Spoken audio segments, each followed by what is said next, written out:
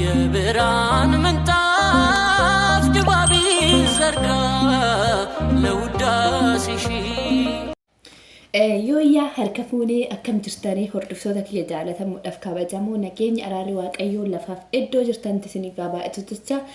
hordoftoota amantaa kiristaanaa lafaaf iddoo jirtan biyyuma kamuu kan jirtan jechaadha baga jala bultii guyyaa har'a guyyaan guyyaa qeexamaatii baga jala bultii du'aa ka'umsa gooftaa keenya Yesuus Kiristoos isiniin gahee ayyaana gaarii ayyaana gammachuu ayyaana jaalalaa nuuf haa ta'u kan biyyi keenya nagaatti argattu kan وهند دو أبودا جرين أكجر كبيكتا أكثر dhukkubbii booda fayyinni akka jiru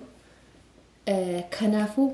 baga siniin gahen jedha egaa akkuma beekamu guyyaa kaleessaa social media hawaasaa kana lukata kan kadhabe waa'ee abbaa keenya waaqoo kadiir irratti jechaadha dhalataa qeellam wallaggaa kan ta'an doktora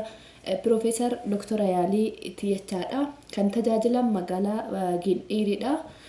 magaalaa Roobee keessaa buufata xiyyaaratitti reebichi kun kan itti raawwate jechaadha guyyaa kaleessaa dargaggoonni isaan irratti reebicha akkasii raawwatanii hattuu jedhanii reebanii qabeenya isaa qaxanii social media irratti miidhaa hin taane irratti geessisanii viidiyoo yeroo tokko waraabnullee nuti qeessus nu mirga keenya numaa kabachiisa jechaadha reebichi abbaa kana irratti raawwatame guyyaa har'aa kana poolisiin magaalaa Roobee bulchiinsi magaalaa Roobee jechaadha jaroota kana to'annaa jala oolcheera mucaan furdaan kun miliqus garuu qabameera jechaadha isaayyuu kan reebicha hamaa kana taasise waan hin gooneen hattuu jedhame waan namni kun hin goone maqaa sobaatiin maqaa isaa yakkuun jaranni kun to'atamanii jiran jechaadha akka seerri biyya keenyatti namni kun waan garaana nyaata keessa tokko sababa waraanaatiin ijoolleen isaa jalaa du'anii turan bara 2009 jechaadha ijoollee isaa dhabee ture namni kun miidhaa meeqa qaba kana hunda danda'ee waggaa 35 magaalaa biyya Baalee Roobee keessatti magaalaa Gindhiir naannoo ishee kan taate hunda tajaajilaa kan ture doktor Waaqoo Kadiir jechaadha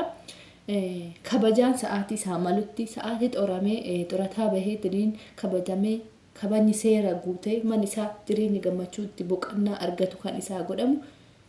reebicha akkana addunyaa irratti baasanii nama guddaa kana salphisan gatii isaanii akka argatan abdii qabna qabamuu isaaniitiin baay'een gammade jechaadha maaliif yakka kamuu raawwata taana Itoophiyaa keessatti akkuma ijoolleen kana dura jara nama 7 miliyoon dirribaa qabanii nama 10 dhaqanii reebasan waan akkasii raawwatan jechaadha Itoophiyaa achitti dhokatuu dandeetta biyya namaati Itoophiyaa keessatti eessatti dhokatuu dandeettu seera jala bosona galtee malee bakka itti dhokattu hin jiru yakka akkana raawwatte innaa nama yakka raawwate seera jala miliquu hin danda'amu kanaafuu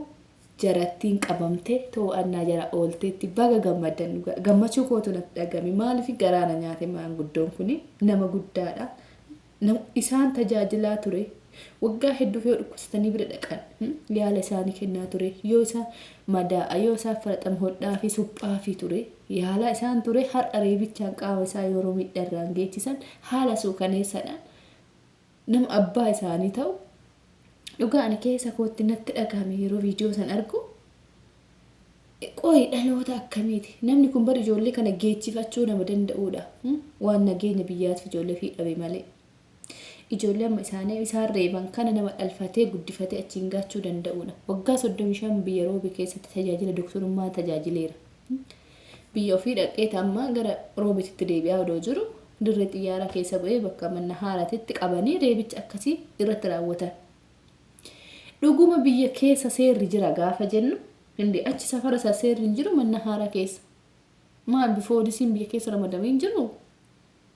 eeshi poolisiin haadha milishaan hin jirtu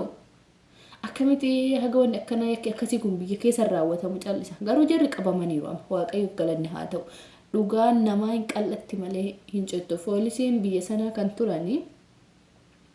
akka jedhanitti jechaadha daliila tolcha akka jedhanitti yakkamaan yakka tokko raawwate akkasumas yakka sobaatiin nama maqaa xureessuun yakka guddaa akka ta'ee fi namoonni biraallee akka irraa barataniif jarri kun hidhaa adabbii cimaa akka argatan dubbatee dabarseera warri biraallee waan seera biratti fokkisaa waan hawaasa biratti fokkisaa waan duudhaa biratti fokkisaa akka hojjechuu hin qabne dabarsee jira jechaadha kana jechuun ijoolleen abbaa ofii kabajuu haadha ofii kabajuu nama umrii haadha abbaa keessanii ta'u kabajuu qabdan malee akkamitti reebicha akkanaatti raawwattan miti dooktorummaadhaan tajaajiluu miti nama beekaa nama hayyuu nama baratee biyya isaati irratti biyya ofiitiif tajaajila kennaa jiru warra baratame warra barnoota hin qabne warra hoolotiitis gitu warra kutaa 5 kutaa 4 barattee karaa bahaaraa deemtu yoo akkasitti reebamu namatti dhagahama dhuguma seerri jira biyya san keessa dhugaa ijoolleen bakka baalan keessa hayyuun hin jiru baalan keessa namni barate hin jiru zeerodha yoo isin hin jenne sababa wajjin qoosaa isinitti fakkaachuu danda'a garuu qoosaa miti dhugaan jirtus kanuma namni barate odoo biyya san keessa jiraate hayyuun osoo biyya san keessa jiraate reebichi akkana hawaasa irratti hin raawwatan nama guddaa irratti akkaataan guddisa maatiin biyya sanii sirrii miti ijoollee keessan akkatti guddista warri baale sirrii miti ijoollee akkasitti adaba barattee guddachuu qabdi qunxuuxamtee guddachuu qabdi maatii ofii kabajuu qabdi mana keessa ibarkuni osoo haadha abbaa ofii manatti kabajan ta'anii gadi bahanii maanguddoo kanarratti reebicha raawwattu ijoolleen kun wanni marruu mana keessaa biqila laala waaqayyoon ijoollee qajeeltuu namaaf haa kennu ijoollee daandii isaa irratti guddatte namaaf haa kennu namni viidiyoon kun isin hin gubne hin jira jedhee yaadona viidiyoon kun miidiyaa irratti baay'ee kutaadhaan argee guutuuyyuun argine kutaa namni fideen irra hinde maal raawwataa jira waan himaayyuu naa galuu dide hattuu jedhan hinde qorannoon akka poolisiin amma taasisetti yakki hannaa tokkorraa bilisa namni kun bas qabeenyuma isaa zarafuudhaaf maqaa xureessidhaan reebicha akkasii irratti raawwatanii jedhe poolisiin inna namni kun hawaasa fuuyyuu nama dawaa ta'aa jireedha namni kun nama hawaasa qarqaaraa jirudha namni kun fayyaadhaan dhukkuba akka dhukkubsatan yaaluudhaan namoota hedduu waggoota 35f tajaajilee lubbuu namoota hedduu du'arraa oolchee ture akkamitti gaddeebi'ee hojii akkasii hojjetettanii yaaddan osoo kan godhuyyuu ta'ee nama guddaa nama abbaa keetiin madaalu akkamitti garammaxxee harka keetiin reebicha itti ol kaasta akkamitti mee dubbadhaa mee nutti himaa kana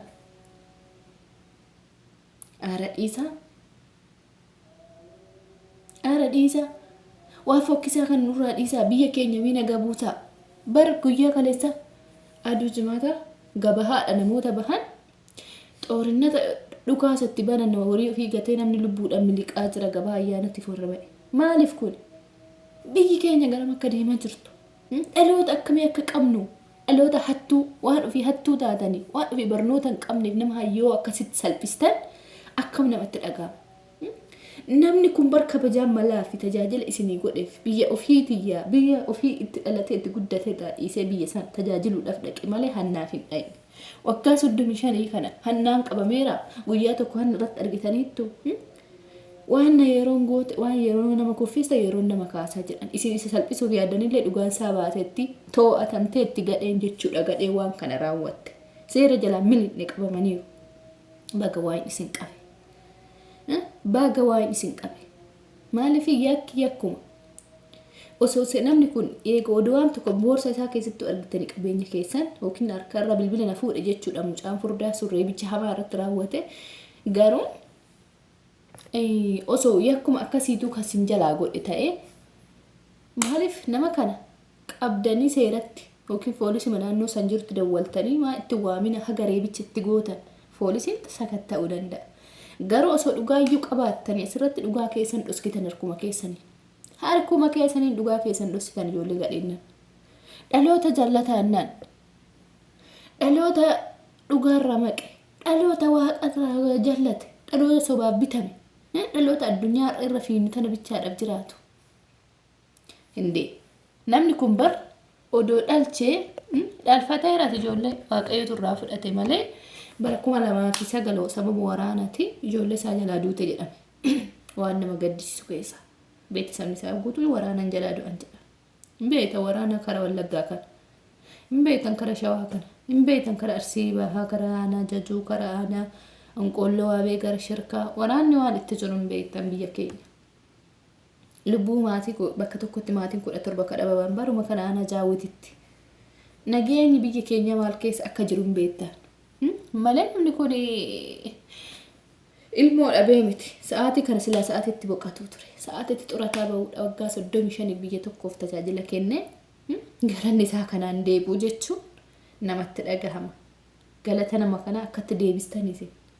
isin jaalala nama tokko nama isin oolma nama tokko akkatti deebistanii maalitti isinitti uffara dawwii bararee tokko maaliif Yesuus nageenya biyya lafaa fide biyyi lafaa Yesuus hiyyuun tolle dhala namaaf tolti dhala namaaf hin toltu biyyi lafaa Yesuus Kiristoos ifuun tolle nageenya biyya lafaatii fidee dhufe lubbuu si ooli turte gara gannatii deebisuudha dhufe isaayyuu fannisa argitanii Yesuus ifuun tolle lubbuun biyya lafaa dhalli biyyi lafaa darabaadha hagamuu irra jiraattu gadaayimii mootaallu jedhe abbaan kee dhugaadha har'a warri nama ajjeesu boru hin jira warri kaleessa nama ajjeesaa turan har'a lubbuun hin jira warri har'as nama ajjeestu boru hin jirtu akka kana beekte tidin nageenya oduu labsite kana beekte oduu waan gaarii hojjette biyya lafaat irratti biyya lafaa darabaa boru biraa deemtu jettanii waan fokkisaa akkas jiru kana gaafa hojjettan waaqa birattillee nama birattillee lafa birattillee jibbamtu hojiin atarra hojjette asirratti sii barraa'a asumarraa si dubbifama gaafa asirraa deemte ati umaa waan inan argu waan umaa naman godhu waan hin jiru namni jedhee amanutu jira yeroo ammaa kana sodaa waaqa dhiisuun akka waan hin jirretti ka amantanidha malee namni waaqni hin jira jedhee amanu sodaa waaqaa hin dhabu hiyyeessa miidhu nama humna hin qabne hin baddalu warra humna hin qabne ka horii waaqayyoodha abbaa keenya kana waaqoo kadiiriif kino waaqayyo isaa birmatee fira kino waaqayyo jiraachisaa asumatti ragaa sin yaagamu oduu guruun dheeffuudhaaf gaafa yaaltu jaratti qalab godhamte poolisii magaalaa Roobitiin baga waan isin qaba baga salphattan innaa hordoftoota kiyya waan dhaggeeffataniif galatooma viidiyoo kana sheer godhaati galata jedha salphattee itti wagadheen abbaa keenya kanarratti reebicha raawwattee magaalaa Roobee keessatti innaa kanuma siniin jannaa dhugaan hin qal'atti malee hin cittu dhugaadhaaf dhaabadha dhugaadhaaf du'a haqaaf du'a ilma hiyyeessaan zollomina haqa namaatitti bu'uudhaaf jettanii sobaan ragaa namarratti hin bahina kinu akkanatti salphattan ayyaana gaarii isiniif haa ta'u hordoftoota amantaa kiristaanaa har'a jala bultii qeexamaadha baga jala bultii du'aa ka'umsa gooftaa keenya Iyesuus Kiristoosin isiniin gahee lubbuun si'oolii turte gara gannataa kan deebite gahaannam balballi gahaannam cufate balballi jannataa kan waggaa dheeraaf cufame banamee fayyinna isaa karaa isaa arganne waan ta'eef baga isiniin gahee ayyaana gaarii nageenyi biyya keenyaaf haa ta'u Itoophiyaadhaaf waaqayyo nagaa haa fidu jaalala nu haa fidu tokkummaa nu haa fidu waliigaltee nu haa fidu hangafa keenya nama kabaju nu haa godhu xiqqaa quxusuun keenya nama wal kabaju nu haa godhu faadha kanatti dhugaa araba maalabbu arabni bar nama of obboleeyyan jecha obboleeyyan tokko keessatti dhalatan ala dhiisate salaama daa'ima xiqqooyyuu alaa hogii mana nama tokkoo dhufte kabajaa qabdi isaan biratti nama guddaa miti amma mana keessa akkuma umrii walirra jiraniin guddittiin tan lammaffaa ishii gadi hojjecce jettee ijamtiif kan ishii sun immoo ishii gadiititti jettee ijamti wal kabajuun isaanii odoo biyya keenyallee akkana ta'e amma biyya keenyatti bar angafa ajajamani situn ajaja ansarratanya keeti ofirran akkatti lummee micciran obboleetti angafaa miti obboleessi angafaa miti haadha abbaa hin kabajan bara kana keessa biyya keenyatti yaa rabbi ati dhaloota keenya nuu qajeelchi Itoophiyaa dhaloota keenya nuu qajeelchi yaa gooftaa nageenya nuu fidadhe yaa gooftaa innaa galatooma ayyaana gaarii walitti deebina